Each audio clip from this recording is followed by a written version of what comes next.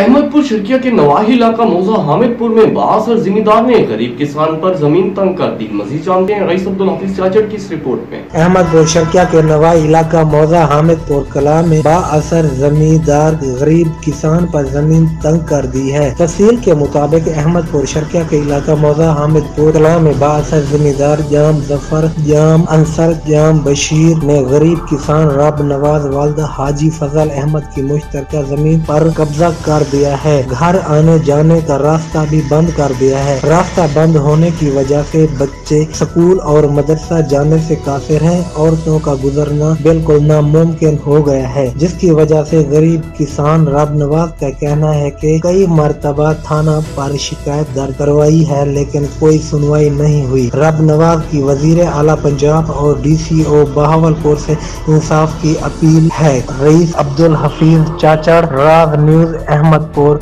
Sharqia.